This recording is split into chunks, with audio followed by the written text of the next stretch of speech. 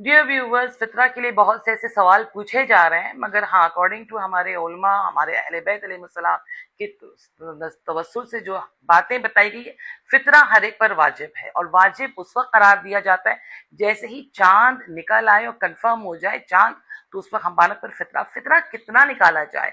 फितरा जो है वो जो चीज हम सबसे ज्यादा खाते हैं, चावल हो तो चावल का फितरा है, अगर हम रोटी ज्यादा खाते हैं तो फिर आटे का आपको फितरा देना है।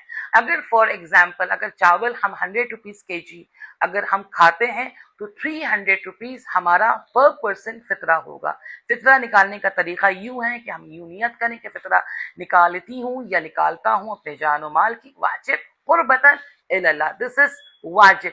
अब ये फितरा वाजिब करार क्यों दिया गया है?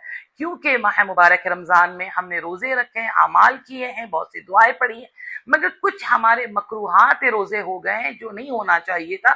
तो वो जो कमी पड़ रही है हमारे अमाल को करने के लिए, तो खुदावंद आलम चाहता है कि इस सदक़े के जरिए से वो अमाल की कमी को दूर कर दिया जाए।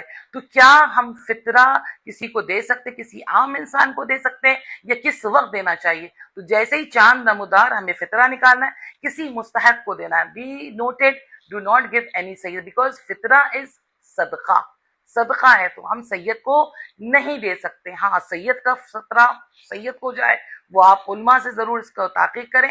एंड सेकेंड थिंग कि क्या फितरा, अगर जरूरी है कि फितरा हम कम पैसे में निकाल दें क्योंकि मेरे पास पैसे की कमी है तो हम कम पैसे में फितरा निकाल दें, ये भी मुमकिन नहीं है, क्योंकि मैंने बारहा कहा है 3 kg रुपीज जो भी आपके पैसे होंगे उस हिसाब से आपको देना है, कम ना हो। अगर 300 रुपए तो आप 250 रुपए नहीं निकाल सकते, आप 350 निकाल सकते हैं, 400 निकाल सकते हैं, ताकि किसी मुस्तहक का फायदा हो सके।